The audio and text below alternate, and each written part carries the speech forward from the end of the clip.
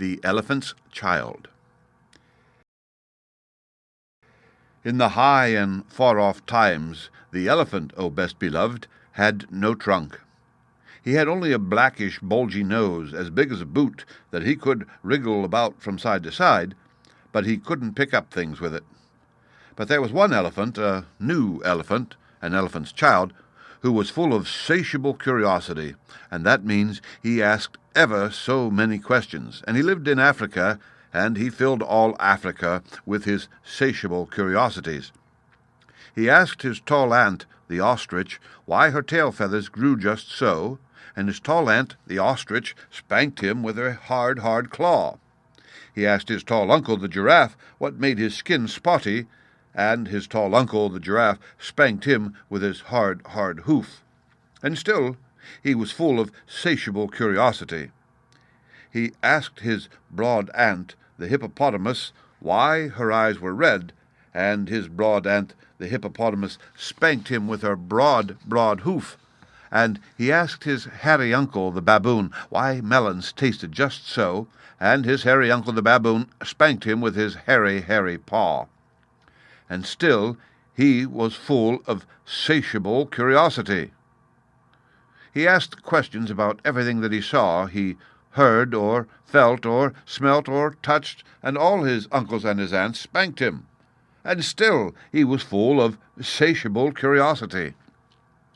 One fine morning, in the middle of the precession of the equinoxes, this satiable elephant's child asked a new fine question that he had never asked before. He asked, "What does the crocodile have for dinner?" Then everyone said, "Hush!" in a loud and dreadful tone, and they spanked him immediately and directly without stopping for a long time.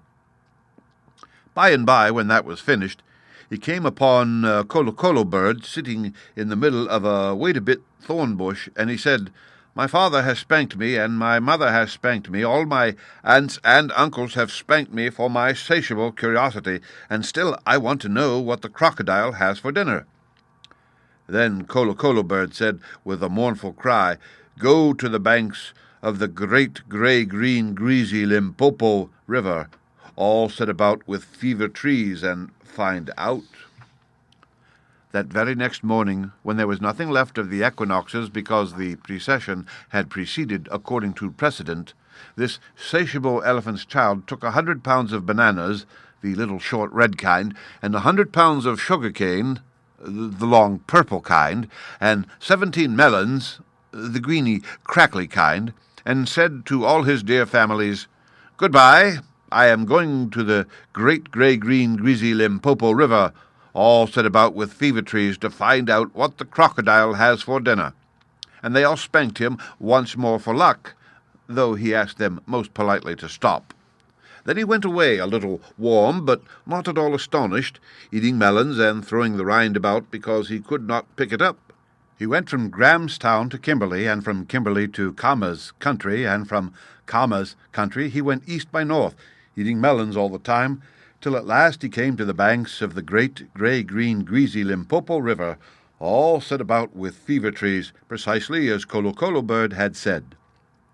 Now you must know and understand, O best beloved, that till that very week and day and hour and minute this satiable elephant's child had never seen a crocodile, and did not know what one was like. It was all his satiable curiosity.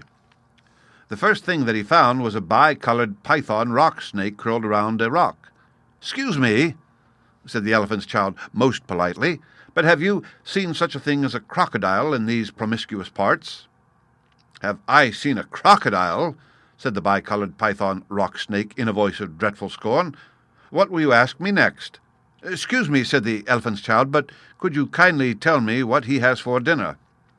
Then the bi-coloured python rock snake uncoiled himself very quickly from the rock, and spanked the elephant's child with his scalesome, flailsome tail. "That is odd," said the elephant's child, "because my father and my mother and my uncle and my aunt, not to mention my other aunt, the hippopotamus, and my other uncle, the baboon, have all spanked me for my satiable curiosity, and I suppose this is the same thing."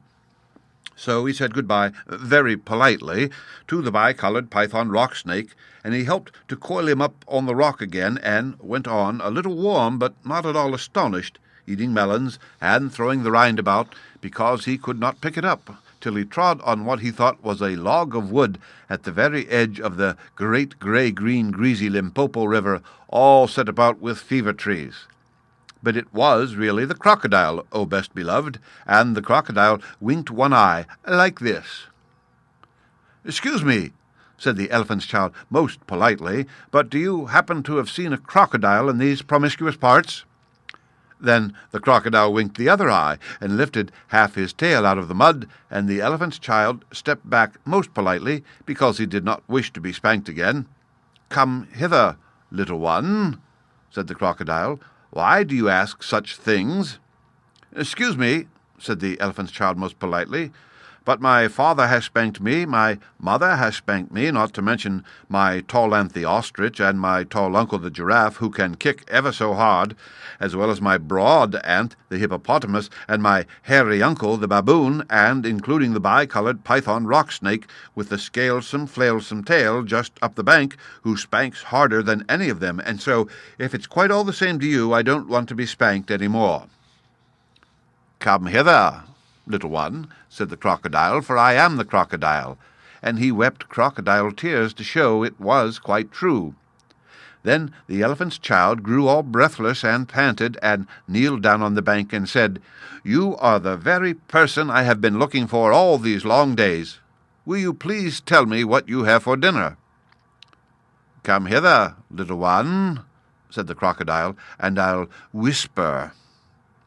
Then the elephant's child put his head down close to the crocodile's musky-tusky mouth, and the crocodile caught him by his little nose, which up to that very week, day, hour, and minute had been no bigger than a boot, though much more useful. "I think," said the crocodile, and he said it between his teeth, like this, "I think today I will begin with elephant's child." At this, O best beloved, the elephant's child was much annoyed, and he said, speaking through his nose like this, "Let go! You are hurting me!" Then the bicolored python rock snake scuffled down from the bank and said, "My young friend, if you do not now immediately and instantly pull as hard as you can, it is my opinion that your acquaintance in the large pattern leather ulster," and by this he meant the crocodile, "will jerk you into yonder limpid stream before you can say Jack Robinson." This is the way bicolored python rock snakes always talk.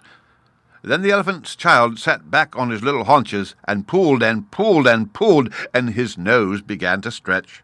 And the crocodile floundered into the water, making it all creamy with great sweeps of his tail, and he pulled and pulled and pulled. And the elephant's child's nose kept on stretching, and the elephant's child spread all his little four legs, and pulled and pulled and pulled, and his nose kept on stretching. And the crocodile threshed his tail like an oar, and he pulled and pulled and pulled, and at each pull the elephant's child's nose grew longer and longer, and it hurt him hideous. Then the elephant's child felt his legs slipping, and he said through his nose, which was now nearly 5 feet long, "This is too butch for B." Then the bicolored python rock snake came down from the bank, and knotted himself in a double clove hitch around the elephant's child's hind legs, and said, "Rash and inexperienced traveller, we will now seriously devote ourselves to a little high tension, because if we do not, it is my impression that yonder self-propelling man of war with the armor-plated upper deck," and by this, O best beloved, he meant the crocodile, "will permanently vitiate your future career." That is the way all bicolored python rock snakes always talk. So he pulled, and the elephant's child pulled, and the crocodile pulled, but the elephant's child and the bicolored python rock snake pulled hardest, and at last the crocodile let go of the elephant's child's nose with a plop that you could hear all up and down the Limpopo. Then the elephant's child sat down most hard and sudden, but first he was careful to say, "Thank you," to the bicolored python rock snake, and next he was kind to his poor pooled nose, and wrapped it all up in cool banana leaves, and hung it in the great grey-green greasy Limpopo to cool. "What are you doing that for?" said the bicolored python rock snake.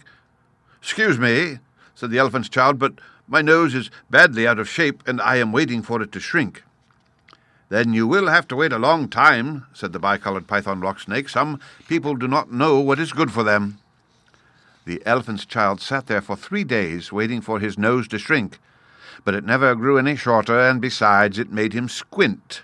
For, oh best beloved, you'll see and understand that the crocodile had pulled it out into a really, truly trunk, same as all elephants have today. At the end of the 3rd day, a fly came and stung him on the shoulder, and before he knew what he was doing, he lifted up his trunk and hit that fly dead with the end of it. "Vantage number 1, said the bicolored python rock snake. "You couldn't have done that with a mere smear nose. Try and eat a little now." Before he thought what he was doing, the elephant's child put out his trunk and plucked a large bundle of grass, dusted it clean against his forelegs, and stuffed it into his own mouth. "Vantage number 2, said the bicolored python rock snake. "You couldn't have done that with a mere smear nose. Don't you think the sun is very hot here?" "It is," said the elephant's child, and before he thought what he was doing, he slooped up a sloop of mud from the banks of the great grey-green greasy Limpopo and slapped it on his head, where it made a cool, sloopy, sloshy mud cap all trickly behind his ears. "Vantage number 3, said the bicolored python rock snake. "You couldn't have done that with a mere schmear nose. Now, how do you feel about being spanked again?"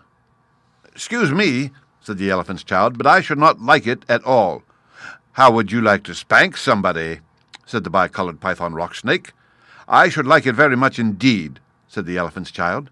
"Well," said the bicolored python rock snake, "you will find that new nose of yours very useful to spank people with." "Thank you," said the elephant's child. "I'll remember that. And now I think I'll go home to all my dear families and try."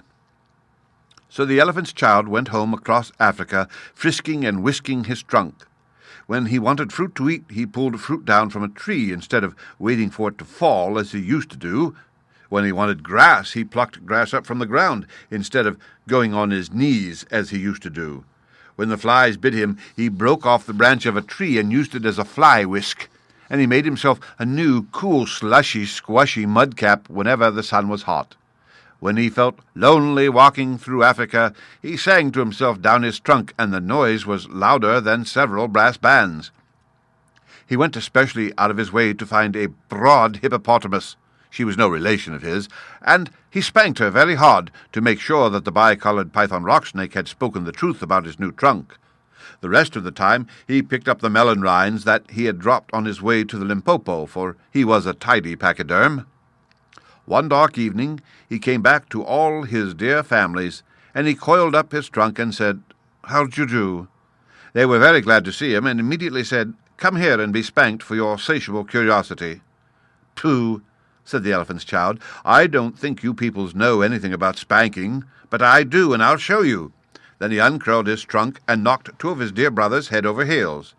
"Oh, bananas," said they, "where did you learn that trick, and what have you done to your nose?" "I got a new one from the crocodile on the banks of the great grey-green greasy Limpopo River," said the elephant's child. "I asked him what he had for dinner, and he gave me this to keep." "It looks very ugly," said his hairy uncle the baboon. "It does," said the elephant's child, "but it's very useful," and he picked up his hairy uncle the baboon by one hairy leg and hove him into a hornet's nest. Then that bad elephant's child spanked all his dear families for a long time till they were very warm and greatly astonished. He pulled out his tall ostrich ant's tail feathers, and he caught his tall uncle the giraffe by the hind leg and dragged him through a thorn bush, and he shouted at his broad aunt the hippopotamus and blew bubbles into her ear when she was sleeping in the water after meals. But he never let anyone touch Colo Bird. At last things grew so exciting that his dear families went off one by one in a hurry to the banks of the great grey-green greasy Limpopo River, all set about with fever trees to borrow new noses from the crocodile. When they came back, nobody spanked anybody any more, and ever since that day, O best beloved, all the elephants you will ever see, besides all those that you won't, have trunks precisely like the trunk of the satiable elephant's child. The end.